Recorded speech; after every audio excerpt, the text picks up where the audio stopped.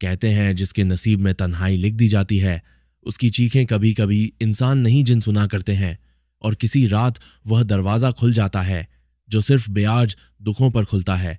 अशर का ताल्लुक शहर के एक बाहरी इलाके से था। माँ बाप एक हादसे में गुजर गए और बाकी की जिंदगी बस जैसे तैसे कटने लगी। पढ़ाई अधूरी रह गई। ख्वाब अनगिनत थे मगर रोजी की तलाश सब पर भारी पड़ गई।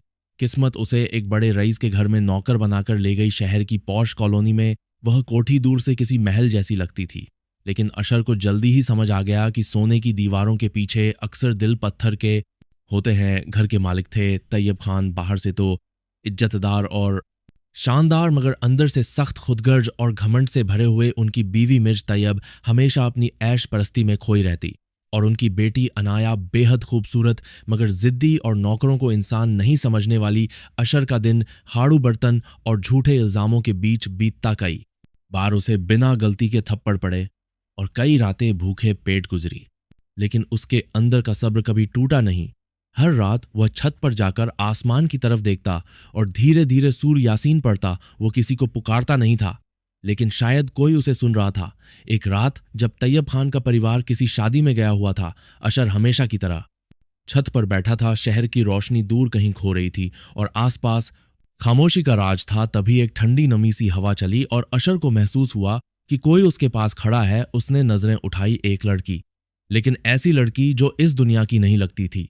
काले लंबे बाल, गहरी नीली आंखें और सफेद लिबास जो रात के अंधेरे में चमक रहा था। वो खामोश थी, लेकिन उसकी मौजूदगी अशर के दिल में एक अजीब सी लहर पैदा कर रही थी। तुम कौन हो? अशर ने हिम्मत करके पूछा। वो जिसे तुमने कई रातों से बुलाया है, बिना नाम लिए। उसकी आवाज धीमी मगर बिल्कुल साफ थी। मैंने तो किसी को नहीं बुलाया। नहीं, तुमने जो हर रात आयतें पढ़ी हैं वो हवा में खो नहीं गई। कुछ सुनने वाले हम भी होते हैं। अशर ने सजदे में गिरकर अल्लाह से पनाह मांगी। लेकिन लड़की मुस्कुराई। डरने की जरूरत नहीं। मैं इंसानों को नुकसान नहीं देती, खासकर उन्हें नहीं जिनके दिलों में सिर्फ दर्द बसता है। उस रात के बाद वह लड़की जिसका नाम नायाब था, हर दूसरे तीसरे दिन आती रही। वह दोनों ज्यादा बातें नहीं करते, मगर रात की खामोशी में उनका साथ जैसे दो दुखों की एक खामोश जबान बन गया था। अशर जानता था कि वो एक जिन्न है और नायाब को पता था कि अशर सिर्फ एक नौकर है, लेकिन उनके बीच कुछ ऐसा बन गया था जिसका नाम शायद मोहब्बत था या शायद हमदर्दी का एक नायाब रिश्ता। कुछ हफ्ते गुजरे। तैयब खान का रवैया और ज्यादा सख्त हो गया। एक दिन उस पर चोरी का झूठा इल्जाम लगाकर उसे बांध दिया गया। इतना मारा गया कि अशर बेहोश हो गया। उसी रात तैयब खान के घर की दीवारें कांपने लगी। बर्तन खुद ब खुद गिरने लगे। खिड़कियां जोर जोर से बजने लगी, और सबसे अजीब बात, वो कमरा जिसमें अशर बंद था, उसका दरवाजा खुद ब खुद खुल गया। अशर ने आंखें खोली। नायाब सामने खड़ी थी, लेकिन इस बार उसकी आंखों में वही पुरानी खामोशी नहीं थी, बल्कि एक रोशनी थी जिसमें गुस्सा और दर्द दोनों शामिल थे। ये लोग तुम्हें इंसान नहीं समझते, लेकिन मैं जानती हूं तुम्हारे दिल में क्या है। आज के बाद तुम पर हाथ उठाने वाला कोई सलामत नहीं रहेगा। अशर ने उसे रोका। नायाब नहीं बदला। वो लेते हैं जिनके दिलों में नफरत हो। मेरे दिल में सिर्फ सब्र है। मुझे इनसे नफरत नहीं, मैं बस यहां से जाना चाहता हूं। नायाब ने अशर की तरफ देखा और पहली बार उसके चेहरे पर आंसू बह निकले। वो एक जिन्न थी, मगर उस लम्हे में वह किसी इंसान जैसी लग रही थी, दर्द को महसूस करती हुई और मोहब्बत को निभाती हुई। ठीक है, फिर मेरे साथ चलो, लेकिन याद रखना, मेरा जहां तुम्हारे जहां जैसा नहीं है। अगर एक बार मेरे साथ चले गए तो वापसी आसान नहीं होगी। अशर ने उसकी आंखों में देखा और कहा, इस दुनिया में मेरे लिए कुछ भी बाकी नहीं बचा है सिवाय तकलीफ के। अगर तुम्हारे साथ सुकून है तो मुझे मंजूर है। उसी रात दोनों इस दुनिया से रुखसत हो गए। तैयब खान और उसका परिवार सुबह तक अशर को ढूंढते रहे, लेकिन उसका कोई निशान नहीं मिला। कहते हैं पहाड़ों के पीछे एक वादी है जहां वक्त थम सा गया है और हवा में एक सुकून भरी खुशबू तैरती है। वहां कभी कभी एक नौजवान लड़का और नीली आंखों वाली लड़की एक पेड़ की छांव में बैठे दिखाई देते हैं, और जब भी किसी मजबूर की सदा आसमान की ओर जाती है तो हवा में एक आयत गूंजती है सूरह यासीन की। कहते हैं पहाड़ों के पीछे एक ऐसी वादी है जहां वक्त थम जाता है, ना दिन होता है ना रात, बस एक रोशनी होती है जो सूरज से नहीं दिलों से निकलती है। नायाब उसी वादी की रहने वाली थी, एक जिन्नजादी, लेकिन आम जिन्नों जैसी नहीं। उसके कबीले को इंसानों से नफरत थी, क्योंकि उन्होंने सदियों तक इंसानों से तकलीफ और धोखा ही पाया था।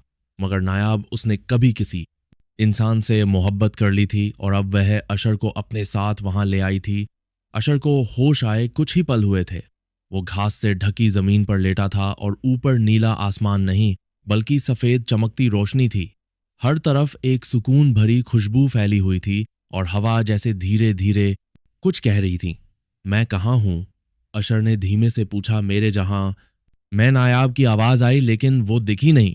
कुछ पल बाद वो एक पेड़ के पीछे से निकली, खुले बाल, सफेद लिबास में, और उसकी नीली आंखों में अब सिर्फ सुकून था।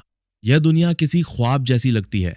अशर ने कहा, यह ख्वाब नहीं है, हकीकत है। यहां तुम्हें कोई तकलीफ नहीं देगा, कोई झूठा इल्जाम नहीं लगेगा, और तुम्हें भूखा नहीं रहना पड़ेगा। अशर हल्का सा मुस्कुराया, मगर उसकी आंखों में अब भी पुरानी दुनिया की धुंध तैर रही थी। पर नायाब, मैं एक इंसान हूं और तुम एक जिन, तुम्हारा जहां मेरा नहीं है। क्या मेरा यहां रहना मुमकिन है?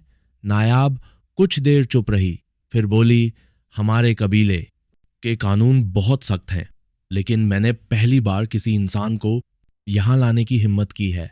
मैं जानती हूं इसमें खतरा है, लेकिन तुम्हारे बिना वापस जाना मुमकिन नहीं था। अशर ने नजरें झुका ली। मेरे पास खोने को कुछ नहीं है। अगर यहां मरना भी पड़े तो वह उस जिंदगी से बेहतर है जहां हर दिन सिर्फ दर्द था। नायाब ने उसका हाथ पकड़ा। उसका स्पर्श नरम था, लेकिन हल्का सा ठंडा। अब तुम अकेले नहीं हो। जैसे ही उसने यह कहा, वादी की हवा का रंग बदल गया। कुछ पेड़ हिलने लगे, जमीन ने हल्की सी कंपन ली, आसमान की रोशनी एक पल के लिए मध्यम पड़ी, और नायाब के पीछे एक साया उभर आया, काला, भारी और पुरानी ताकत से भरा हुआ। नायाब, वो आवाज गूंजी जो सिर्फ कानों से नहीं दिल की गहराइयों तक महसूस हुई। नायाब ने पीछे देखा। काजमल। काजमल नायाब का बड़ा भाई और कबीले का नजरबान। उसका चेहरा सख्त था, आंखों में गुस्सा और जिस्म में वह जादू जो सदियों पुराना था। उसने अशर की तरफ इशारा किया। यह इंसान यहां नहीं रह सकता। यह हमारी दुनिया के लिए नापाक है। तुमने कानून तोड़ा है और इसकी सजा है। नायाब उसके सामने खड़ी हो गई। वो इंसान है, मगर उसने वो किया जो तुम जैसे ताकतवर भी नहीं कर पाए। उसने जुल्म सहकर माफ किया, नफरत के बदले दुआ दी। वो नापाक नहीं, सबसे पाक है। काजमल ने हाथ बढ़ाया और उसके वजूद से एक काली रोशनी निकली जो अशर की तरफ बढ़ी। नायाब ने अपना हाथ उठाया और एक चमकदार रोशनी, उसमें बा से साम के बढ़ी है और ऑफ लेडू फार्म से जोन के दोस्त के बाद के बदले दुआ दी। वो नापाक नहीं, सबसे पाक है। काले साए से टकराई फिजा में एक तेज गूंज उठी और परिंदे आसमान की तरफ उड़ गए। अगर तुम्हें इसे बचाना है तो कसम खाओ कि तुम इंसानों की दुनिया कभी नहीं जाओगी और कभी किसी इंसान को यहां नहीं लाओगी। काजमल बोला। नायाब ने अशर की तरफ देखा। वो खामोश खड़ा था, जैसे हर फैसला कबूल करने को तैयार हो। मैं कसम खाती हूं, नायाब ने कहा धीमे लेकिन पूरे यकीन के साथ। काजमल गायब हो गया, लेकिन उसकी मौजूदगी का असर हवाओं में अब भी बाकी था। अशर ने धीरे से पूछा, तुमने मेरे लिए अपनी आजादी छोड़ दी नहीं? अशर, तुम मेरे लिए वो हो जिसके साथ कैद भी सुकून लगती है। और फिर अशर और नायाब ने उस दुनिया में एक नई जिंदगी शुरू की जिसमें मोहब्बत थी, खामोशी थी और सुकून। लेकिन कुछ एहसास ऐसे होते हैं जो सुकून में भी बेचैन रहते हैं। रातों को जब नायाब सोती, अशर जागता रहता। उसे वह पुराना मकान याद आता, वो वीरान आंगन, वो बेआज सिसकियां और वो लोग जिनके लिए वो सिर्फ एक नौकर था। कहते हैं कुछ दरवाजे बंद होने के बाद भी सांस लेते रहते हैं, कुछ रिश्ते खत्म होकर भी सवाल छोड़ जाते हैं। अशर को उस वादी में नायाब के साथ सुकून मिला था। वही नायाब जो जिन्नजादी होकर भी इंसानों से ज्यादा वफादार निकली। लेकिन अशर की रूह में एक कोना ऐसा भी था जिसमें उसका अतीत अब भी सुलग रहा था, और वह जख्म अब शोला बनने को तैयार थे। वो रात शांत थी, आसमान चमक रहा था और नायाब उसकी गोद में सिर रखे सो रही थी। अशर उसके बालों में उंगलियां फेर रहा था, लेकिन उसकी नजरें कहीं दूर खालीपन में उलझी हुई थी। मैंने सब कुछ पा लिया है, लेकिन कुछ बातें अब भी अधूरी हैं। नायाब, उसने धीमे से कहा, जैसे खुद से बात कर रहा हो। नायाब की आंख खुली, उसने अशर की आंखों में झांका, क्या तुम खुश नहीं हो? अशर हल्का मुस्कुराया, पर वो मुस्कान सिर्फ होठों तक थी, आंखों में नमी थी। खुश हूं बहुत, लेकिन जिन्होंने मुझे रौदा, जो आज भी शायद किसी और को उसी तरह कुचलते होंगे, अगर उनका जुल्म यूं ही चलता रहा तो मेरा सब्र भी कायरता बन जाएगा। बदला लेना चाहते हो? नायाब ने शांत लेकिन गहराई से पूछा। अशर ने सिर हिलाया। नहीं, बस इतना चाहता हूं कि उन्हें पता चले, जिन पर उन्होंने थूका था वही अशर अब उनके ख्वाबों में राख बनकर उतरेगा। नायाब ने एक गहरी सांस ली, जैसे उसने वह सुन लिया हो जो अशर ने कहा नहीं। अगर तुम गए तो मैं तुम्हारे साथ नहीं जा सकती। तुम्हें मेरी कसम याद है, मैं अब इंसानों की दुनिया में कदम नहीं रख सकती। अशर ने उसका हाथ थामा। मैं लौटूंगा, वादा करता हूं, बस मुझे अपने अतीत की आंखों में देखना है। नायाब खामोश रही। उसने अशर के हाथ पर एक नीला पत्थर रखा जो हल्की सी रोशनी में चमक रहा था। यह पत्थर तुम्हें महफूज रखेगा, लेकिन ध्यान रखना, तुम तभी वापस लौट पाओगे जब तुम्हारा दिल पूरी सच्चाई बोलेगा। अगर झूठ, गुस्सा या बदले की कोई रेखा भी बची हुई तो दरवाजा नहीं खुलेगा। अशर ने सिर हिलाया। मैं वादा करता हूं। और फिर महीनों बाद अशर इंसानी दुनिया में लौटा। वही कोठी, वही दीवारें, लेकिन अब सब कुछ बदल चुका था। तैयब खान अब बूढ़ा और बीमार हो चुका था। उसकी बीवी उसे छोड़कर जा चुकी थी, और अनाया, वो अब शहर के एक होटल में काम करती थी, क्योंकि अब नौकर रखने की हैसियत नहीं रही थी।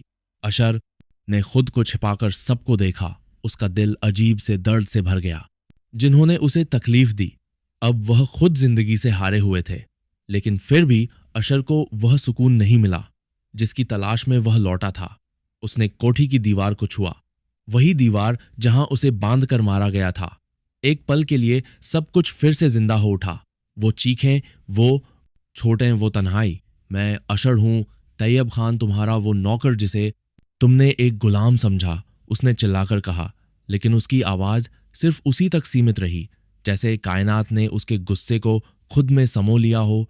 उसी रात वो पास की मस्जिद गया और पूरी रात इबादत में बिता दी। वो रोता रहा, तौबा करता रहा, खुद से, अल्लाह से और उस मोहब्बत से जो उसने नायाब के लिए संभाल रखी थी। सुबह होते ही उसने नायाब का दिया हुआ पत्थर हाथ में लिया और आसमान की ओर देखा। अब मेरा दिल सच बोलता है, मैं तुम्हारी दुनिया में लौटना चाहता हूं, लेकिन पत्थर नहीं चमका। उसने फिर कहा, या अल्लाह, मैंने सिर्फ सुकून चाहा, बदला नहीं। मेरा सच्चा इरादा यही है कि नायाब के बिना यह दुनिया अधूरी लगती है। इस बार पत्थर नीली रोशनी में बदल गया और उसके पैरों के नीचे की जमीन हिलने लगी। पेड़ों की छांव में एक दरवाजा खुला, चुपचाप लेकिन बुलाता हुआ अशर फिर उस वादी में लौटा। लेकिन इस बार सब कुछ बदल चुका था। हर तरफ अंधेरा था, रोशनी कहीं नहीं थी, नायाब दिखाई नहीं दे रही थी। उस